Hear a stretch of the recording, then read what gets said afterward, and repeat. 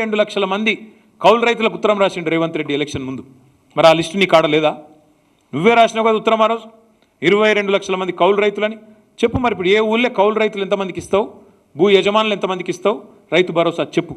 ఇవన్నిటికీ సమాధానం ఖచ్చితంగా రేపు కేబినెట్లో చర్చించి రాష్ట్ర ప్రభుత్వం పారదర్శకంగా చెప్పాలని చెప్పి కోరుతూ, ఈ రైతు భరోసాను రైతు బంధును కుదించే కుట్ర, బంద్ చేసే కుట్ర, రైతును బదనాం చేసే కుట్ర ఏదైతుందో ఈ విషయంలో మాత్రం మేము ప్రభుత్వాన్ని వదిలిపెట్టాం. ఖచ్చితంగా ఈ విషయంలో ప్రభుత్వాన్ని నిలదీస్తూనే ఉంటామని చెప్పి తెలియజేస్తూ మా పార్టీ నాయకులకు కూడా నేను విజ్ఞప్తి చేస్తూ ఉన్నా. రేపటి నుంచి క్షేత్రస్థాయిలో నియోజకవర్గాల్లో మండలాల్లో ఎక్కడికక్కడ రైతులను అప్రమత్తం చేయాల్సిన బాధ్యత మనది. ఎందుకంటే రైతు బంధు తెచ్చిందే మనం. స్వాతంత్ర భారతదేశంలో మొట్టమొదటిసారి పథకాన్ని ప్రవేశపెట్టిందే మన పార్టీ, టీఆర్ఎస్ పార్టీ. కాబట్టి తప్పకుండా కేసీఆర్ గారి మానస పుత్రిక అయిన ఈ స్కీమును ఎవరు దీన్ని బొందబెట్టే ప్రయత్నం చేసినా, ఎవరు రైతులను దొంగగా చిత్రీకరించే ప్రయత్నం చేసినా, If it's family, it has to be home. If it's home, it has to be Aparna. Saluting the spirit of every couple's sacrifice to build their dream home. సహించే ప్రసక్తి లేదు. ఏ ఊరికి ఆ ఊరు, ఏ మండలం కా మండలం, ఏ నియోజకవర్గానికి ఆ నియోజకవర్గం అందరం కదం దొక్కుదాం, రైతులను చైతన్యవంతుల్ని చేద్దాం. ఖచ్చితంగా సంక్రాంతి లోపలనే ప్రభుత్వం మెడలు వంచి ప్రతి రైతుకి, అర్హుడైన ప్రతి రైతుకి ఖచ్చితంగా రైతు భరోసా వీళ్ళు బాకీ పడ్డది ఎకరానికి 17,500 రూపాయలు బాకీ పడ్డరు.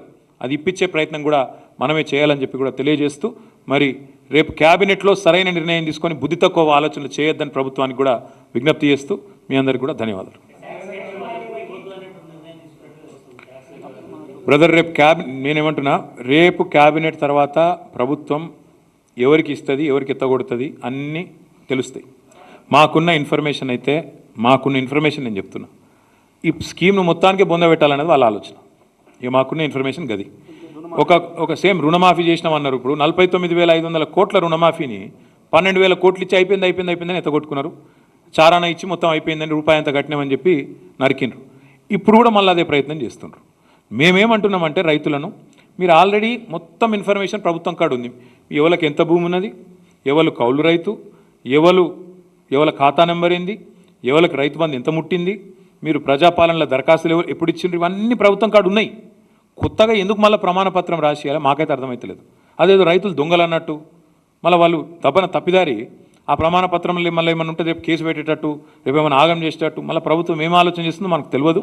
అందుకే భయపెట్టే ప్రయత్నం ఏదైతే చేస్తుందో రైతులను, తప్పకుండా దీన్ని మా పార్టీ తరఫున నిరసిస్తాము, తప్పకుండా ప్రతిఘటిస్తాం. సబ్ కమిటీ 5 ఏళ్ల తర్వాత రిపోర్ట్ ఇస్తుందని మాకున్న సమాచారం.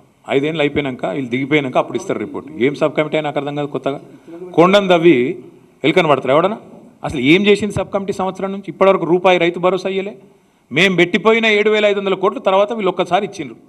ఒక సంవత్సరం మొత్తంలో ₹1 ఇచ్చింది ఈ ప్రభుత్వం. ఆ రోజు మేము పెట్టిపోయిన పైసలు వీళ్ళు వచ్చినాక వంచిండ్రు తప్ప, అది కూడా దిక్కులేక 3-4 నెలలు వంచిరు. అది కూడా అందరికీ ఇయ్యలే.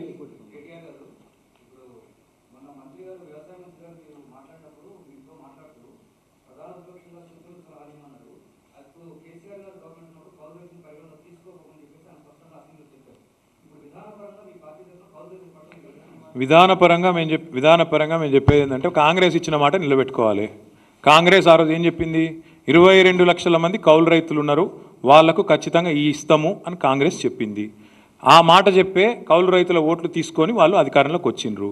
మరి కౌలు రైతుల ఓట్లు తీసుకొని అధికారంలోకి వచ్చిన కాంగ్రెస్ పార్టీ కౌలు రైతులకు ఎప్పటి నుంచి రైతు భరోసా ఇస్తుందని మేము వారు ఇచ్చిన వాగ్దానాన్ని నిలబెట్టుకోమని కోరుతున్నాం. నిలబెట్టుకుంటారా లేదా, లేకపోతే తప్పుతారా మాట వారు కౌలు రైతులు చూసుకుంటారు. మేము ఆనాడైనా ఈనాడైనా చాలా స్పష్టంగా ఉన్నాం. అల్టిమేట్గా రైతును రాజు చేయాలన్నది మా ప్రయత్నం, రైతును బిచ్చగాడు చేయాలన్నది కాంగ్రెస్ ప్రయత్నం. ఇది కనబడతా ఉంది, స్పష్టత ప్రజలకు.